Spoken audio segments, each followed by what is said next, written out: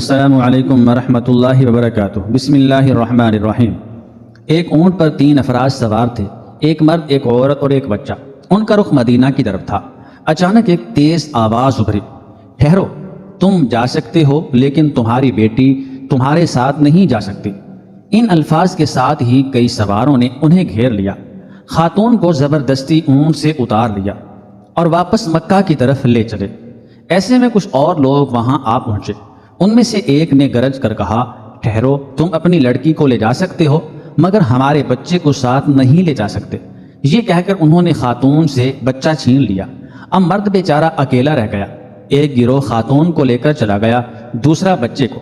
اسی حالت میں وہ مرد تنہا مدینہ منورہ کی طرف روانہ ہوا، 3 افراد کے گھرانے کے ساتھ۔ یہ سب صرف اور صرف اس لیے ہوا تھا کہ انہوں نے اسلام قبول کر لیا تھا۔ یہ حضرت ابو سلمہ رضی اللہ تعالی عنہ، حضرت ام سلمہ رضی اللہ تعالی عنہ اور ان کے بیٹے سلمہ تھے۔ حضرت ابو سلمہ رضی اللہ تعالی عنہ کا نام عبداللہ بن عبد الاسد مخزومی تھا۔ ابو سلمہ ان کی کنیت تھی۔ نبی اکرم صلی اللہ علیہ وآلہ وسلم نے جب اسلام کا پیغام مکہ کے لوگوں کو سنایا تو حضرت ابو سلمہ اور حضرت ام سلمہ رضی اللہ تعالی عنہ فوراً ہی ایمان لے آئے۔ ان دونوں سے پہلے صرف 10 افراد نے اسلام قبول کیا تھا، گویا آپ دونوں سب سے پہلے اسلام لانے والوں میں شامل ہیں۔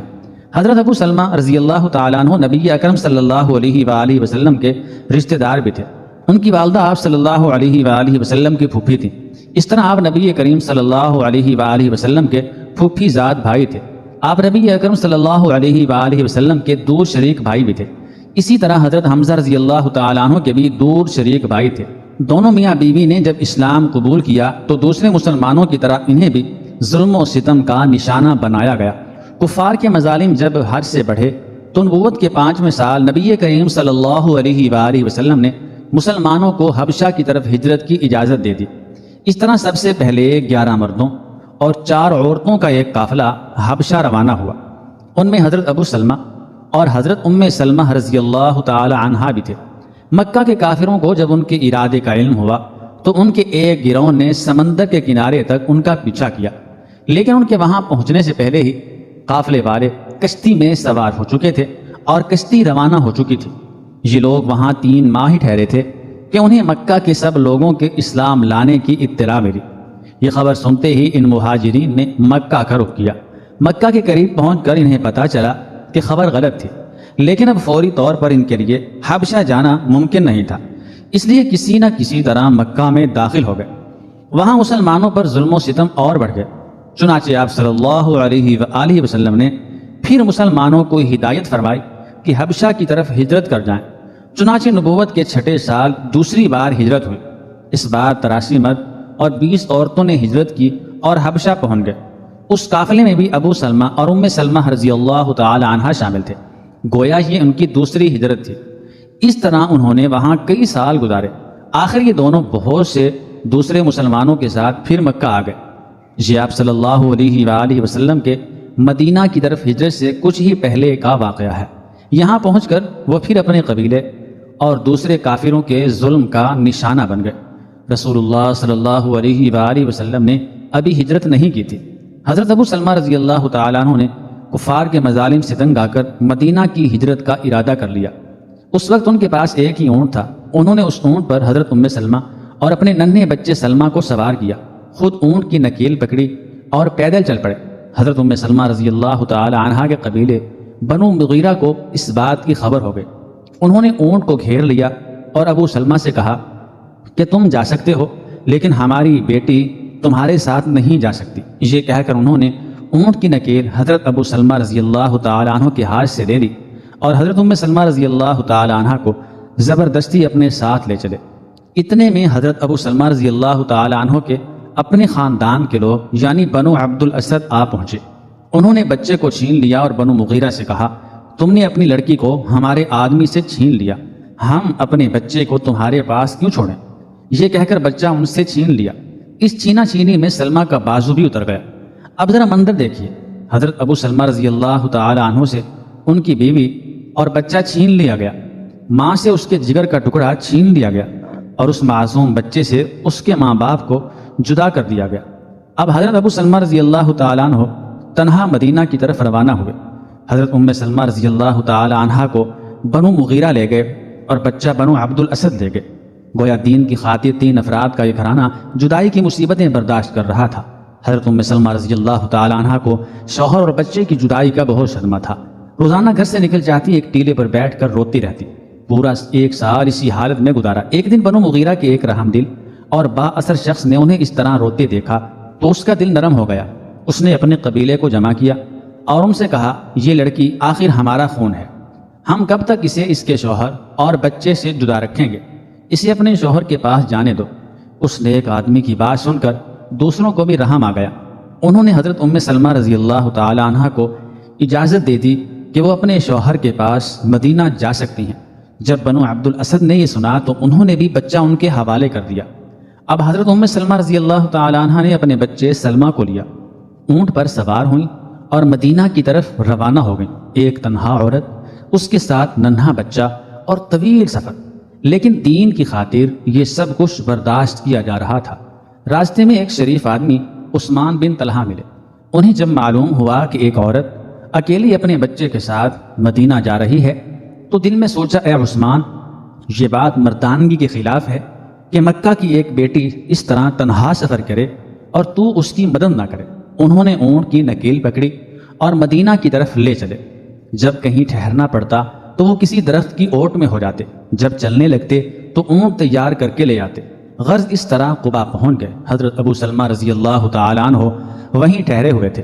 اپنی نیک سیرت بیوی اور بچے کو پا کر انہوں نے اللہ کا شکر ادا کیا، عثمان بن طلحہ کا بھی شکریہ ادا کیا۔ وہ یہیں سے واپس مکہ چلے گئے۔ حضرت عثمان بن طلحہ رضی اللہ تعالی عنہ فتح مکہ کے بعد مسلمان ہوئے۔ حضرت ام سلمہ رضی اللہ تعالی عنہا نے ان کی نیکی کو ہمیشہ یاد رکھا۔ فرمایا کرتی تھی، میں نے عثمان بن طلحہ سے زیادہ ساتھ دینے والا شریف آدمی نہیں دیکھا۔ غرض حضرت ابو سلمہ رضی اللہ تعالیٰ عنہ پہلے مسلمان تھے جو مکہ سے ہجرت کر کے مدینہ منورہ پہنچے۔ اسی طرح ان کی زوجہ محترمہ حضرت ام سلمہ رضی اللہ تعالیٰ عنہ پہلی مسلمان خاتون تھیں جو ہجرت کر کے مدینہ منورہ آئیں، اور یہ ان کی تیسری ہجرت تھی جو انہوں نے اللہ کی رضا کی خاطر کی۔ نبی اکرم صلی اللہ علیہ وآلہ وسلم کے مدینہ منورہ میں تشریف لانے تک حضرت ابو سلمہ رضی اللہ تعالی عنہ نے قبا میں قبیلہ عمر بن عوف کے ہاں قیام کیا۔ آخر آپ صلی اللہ علیہ وآلہ وسلم تشریف لے آئے۔ آپ صلی اللہ علیہ وآلہ وسلم نے مشہور صحابی حضرت ابو خثیمہ انصاری رضی اللہ تعالی عنہ سے ان کا بھائی چارہ کرا دیا اور انہیں زمین کا ایک ٹکڑا عطا فرمایا۔ سن 2 ہجری میں حضرت ابو سلمہ رضی اللہ تعالی عنہ نے غزوہ بدر میں شرکت کی، گویا آپ بدری صحابی ہیں۔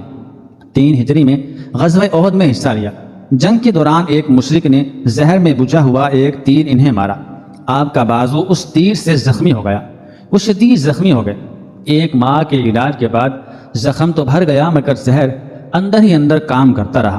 سن 3 ہجری کے آخر میں نبی اکرم صلی اللہ علیہ وآلہ وسلم کو اطلاع ملی کہ قطن پہاڑ کے دامن میں آباد قبیلہ بنو اسد مدینہ منورہ پر حملہ کرنے کے لیے پر تول رہا ہے۔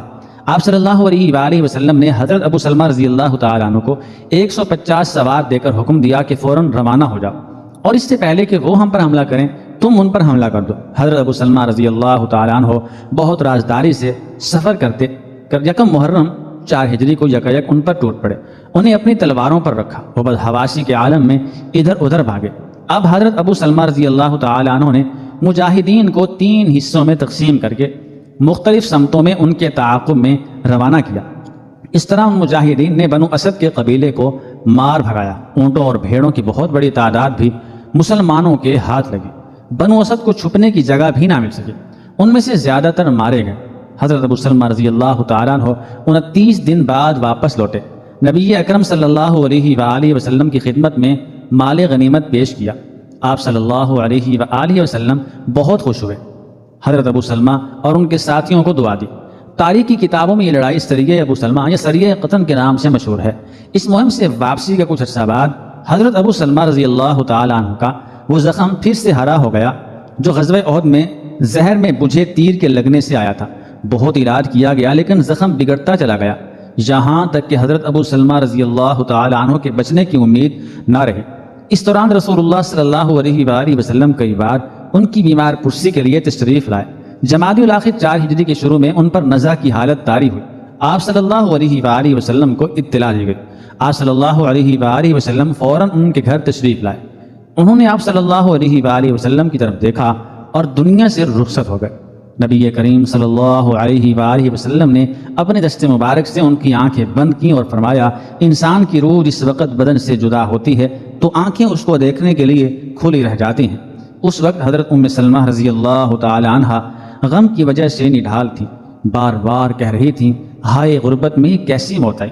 نبی اکرم صلی اللہ علیہ وآلہ وسلم نے انہیں صبر کی تلقین کی اور یہ ہدایت فرمائی، ان کی مغفرت کی دعا مانگو اور کہو کہ اے اللہ مجھے ان سے بہتر ان کا بدل دے۔